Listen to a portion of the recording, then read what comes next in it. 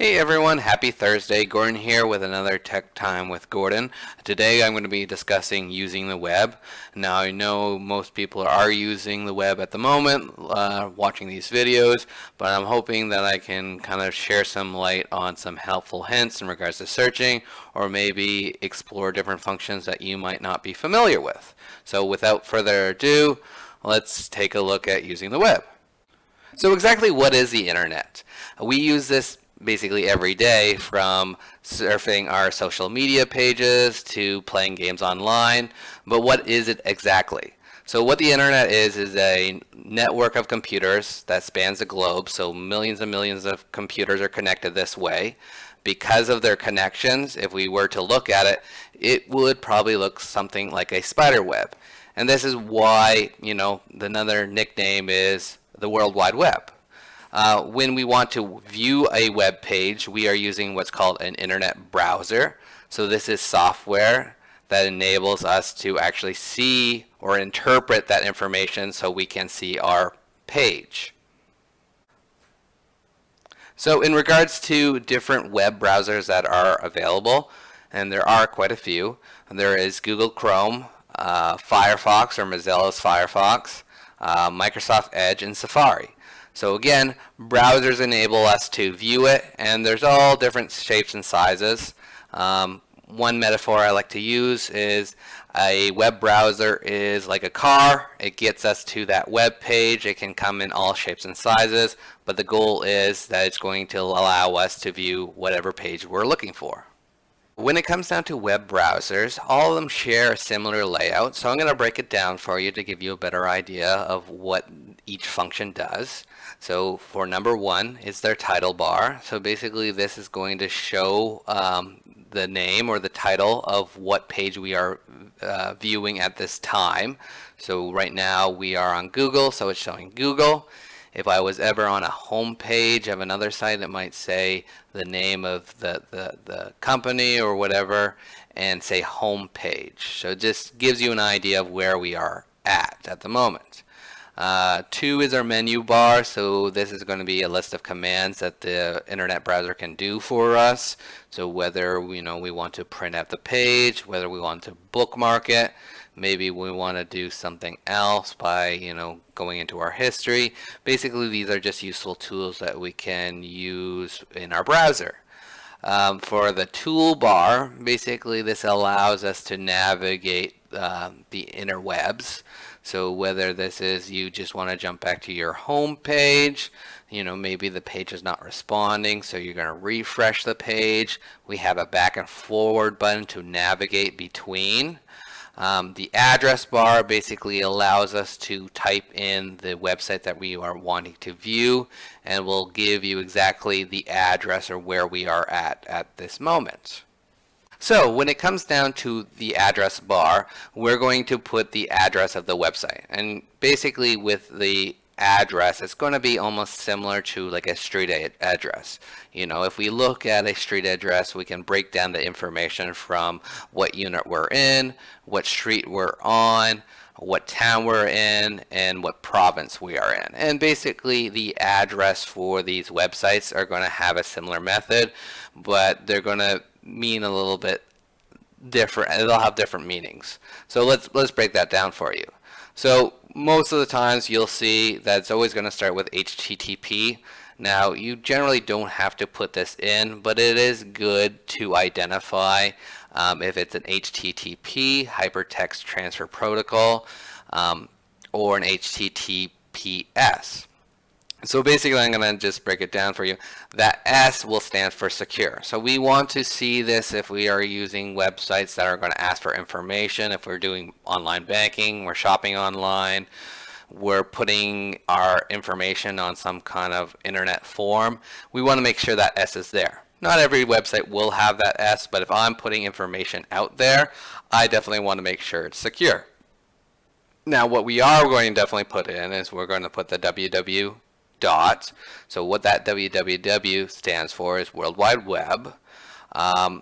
For this example, we're going to just put our name in, or so whatever we're actually going to. So example, Google. So this is a web service. and then we're going to follow that by a dot, and then CA. This is going to describe that we are going to a Canadian website.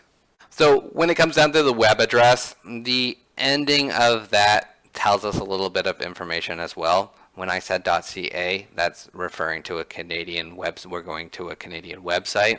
There are different forms at the end. So, most of the time we are using .com, which stands for commercial.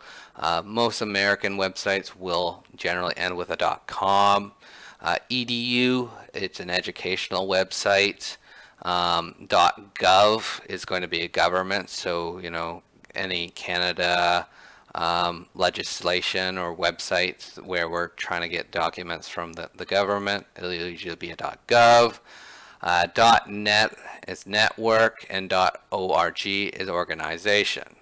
Now there's also ones that are basically considered as country codes. So I've already explained .ca is Canada, UK, United Kingdoms, FR, France. Instead of .com, you might put .us, which is United States, and .au.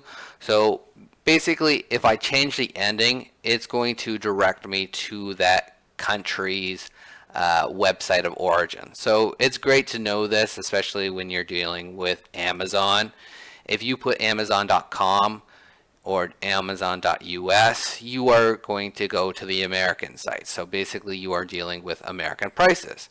However, if you put Amazon.ca, you are now on the Canadian website, and it's going to be dealing with Canadian dollars and dealing with companies or organizations within Canada. Same if you know that you're in the UK and you want to do some shopping, you might put .uk. So basically, because I'm changing the ending, it's going to get me to a different website more closer to or whatever country code I'm using. So when it comes down to web searching, there are two methods. One is if you already know that web address. So example, if you know you want to go to CNN and it's www.cnn.com, you can type that in, hit enter, and then you would go directly to that website. So no fuss, no muss. However, if you're not sure exactly what the web address is, or you're not even really sure exactly what site you want to visit, you can use what's called a search engine. So Google is a search engine. So this allows us to find a web address out there on the World Wide Web, and it's using what's called keyword search. Now for some nice tips when it comes down to searching that you might not know. One is putting quotes around certain phrases. What this does is basically it's going to force the search engine to search that specific phrase. If you don't put quotes in it, basically it's going to search for the words separately.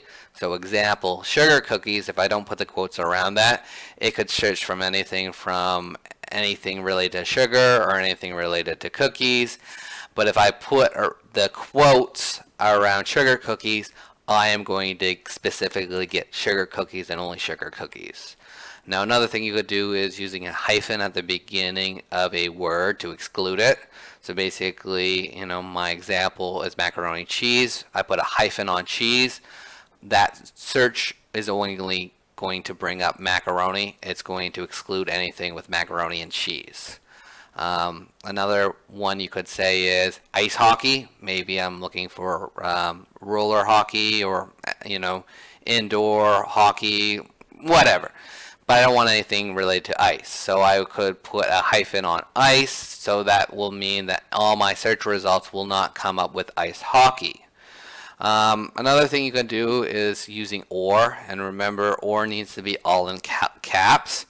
So this is going to include the two words to search. So the example is if I put in soup recipe, tofu, or fish, it's going to come up with recipes for both recipes for soup that contains both tofu or fish. So because I put or between tofu and fish, it's going to try to bring up soup recipes for tofu or soup recipes for fish. So, these are just some ways to go about your search that might help you, eliminate or find exactly what you're looking for. Next, I'm going to talk about links. So with links, basically on the web page, they allow us to interact with them. So they can either lead us to another web page, or they can potentially download something onto our computer. So we do have to be cautious when it comes down to links. For most, generally, they are formatted to stand out. So the example over here, you can see a link to Google. It's blue, it's underlined. Generally, that's the standard formatting. Easy to see. However, there are pictures that will also be links. The biggest thing you got to watch out for is when you move so if you look at my cursor, right now it's just the arrow, but if I move to the link, you'll get the hand, and basically that's telling me I can interact with it. So when you are on a web page, just be cautious when you notice that your mouse or your pointer has turned to a hand. That is indicating that there's a link there, and it's up to you whether you want to trust it and click on it, or if you're not aware of it, to avoid clicking on it altogether. So one thing you can do in regards to links, you can also do this with pictures, is you do have the ability to download files. So you can save the picture, you can download that PDF onto your computer or onto your device. And the easiest way to go about this is usually right clicking on that link, and then it'll give you that option. So you can say save link as, and then it should give you the option of saving it onto your computer as a PDF. You can do the same thing for a picture. So you find a pretty picture that you really like, you can right click on that picture, and it should give you the option to save as, and then you can save that onto your computer or device. So just another way to collect information, or save those funny pictures or most treasured pictures that you find online. So when it comes down to internet browsers, you do have the ability to use what's called plugins. So plugins are small applications that allow you to view certain types of content within your web browser. This allows us to view, videos, that music online. They can also be used to help with safety. So, you can get plugins that are good for virus scanning. You can even get pop-up blockers that allow you to disable pop-ups. Plugins are great. They just allow you to do some more customization. If you do require to have a specific plugin, most web browsers will, or most websites will give you the option to download it. Just be aware of what you're downloading. When it comes down to customizing your internet browser experience, generally you should be able to go into your settings and go into plugins. There you can search for all sorts of manners of different plugins. The biggest thing you do want to make sure, you want to read what the description, what it does. You want to see how many have reviewed it or used it, and you want to get a, see what the rating of the plugin is.